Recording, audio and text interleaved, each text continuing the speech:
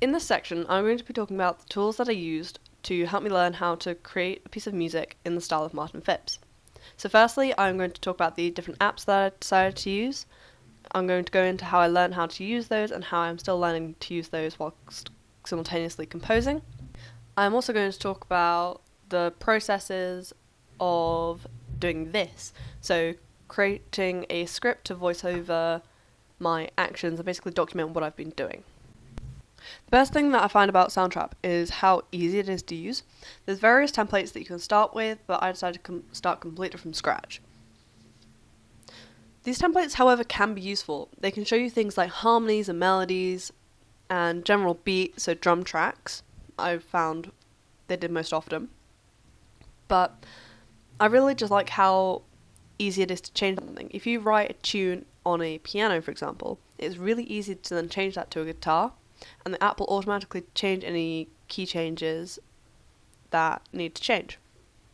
It allows me to have multi-track recording, so it allows me to layer different sounds. For instance, I can record a string section on one track and then add a piano melody underneath. This layering is essential for creating rich textures in my music. It has virtual instruments, which is a godsend because I don't have all the instruments that I would want to put into a composition, and I don't know how to play them all. So it offers a variety of virtual instruments, including strings, brass, percussion, and synths. And I've spent hours experimenting with these different instruments, adjusting the settings, seeing how they sound, seeing how I need to change my piano playing to get these instruments to sound right. It has effects and mixing, so Soundtrap provides various effects like a reverb, delay, equalization, and learning how to apply these effects has really been crucial for me. For instance, adding reverb to the strings creates a more spacious and cinematic feel, which aligns with Martin Phipps' style, and also aligns with Quentin Tarantino's directing style of Inglourious Basterds. So really, it's perfect. Moving on to YouTube. So there's YouTube tutorials with Soundtrap, which I found really useful, which covers everything from the basics to advanced techniques. I've watched a mix of these two, and it's really helped me understand how to use the app better and how to make my recording skills better. For example, using a metronome, which before starting composing on this, I'd never really gone near a metronome, didn't like to use them, they annoyed me. But now I will use one religiously because I know the importance of it. So, after discovering Soundtrap, I then had to find an app that I could use to put Soundtrap over the YouTube video of the Inglourious Basterds trailer. And I found UCut, which I'm now using to voice over what I'm saying to now onto the video that you can see. So, UCut for me has been quite difficult to learn, and I feel like I'm going to get better at using it as time goes on and as we get closer to finishing composing. But it's accessible. It allows me to stop recording whenever I want, so I can pause, take a breath, have a coughing fit if I need to. I can easily trim it and adjust the volume levels. So something that is really useful in this app, which I haven't seen on others, is that you can cut and split audio and visuals at the same time in different places wherever you need, and you can change the volume on each piece. So say I was voice recording over a piece, I could easily change the volume of the piece to be louder if I'm speaking over it or quieter if necessary. So UCut for me was a really useful find because it allows me to record and see what I'm watching at the same time.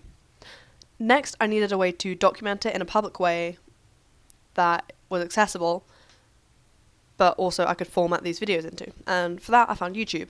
So I created a private EPQ account and decided this is how I was going to do it. So I found that for YouTube, they have a really simple way to upload videos once you have a video file. So once you've created a video file via UCut, so this is YouTube. This is the account that I've set up to do my EPQ on it. So basically, this is where I will upload videos on texture, on what I've been doing, on setting up all of this. And basically, all I need to do is click up here to create a video. Click up here to create a video, upload videos, and then go in here and select a file. For now, I'm just going to use a random video from here. Let's use this one. Basically, you drag and drop your file into here, and then you can change your title. So, example. Put in a description. This is an example for a progress video.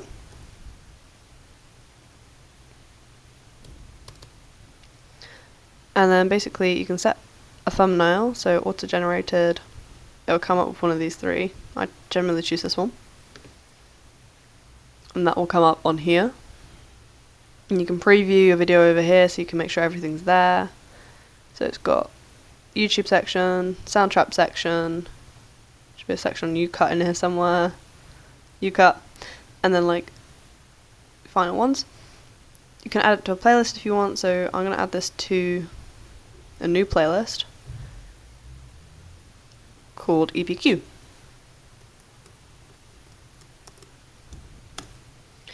Not going to add a description or anything, I just want to create it.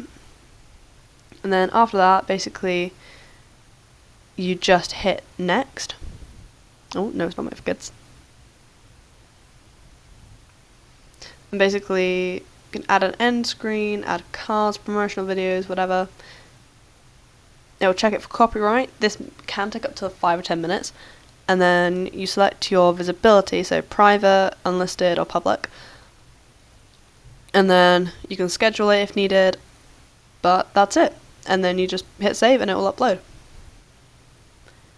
So as you can see, it's a really simple way to upload everything so everybody can see it. So then this will go into a draft and it will all pop up here.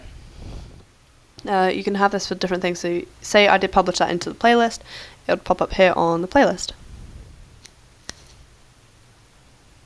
So basically, you put it onto YouTube, as I've just shown in the video, and it's really quick, really simple, really easy. 15-20 minutes, but I feel like this time will shorten as we go on and as I upload more shorter videos and more longer ones. So where to go from here? So next for me is going to be learning about the music, so melodies, major and minor harmonies, and what makes music music.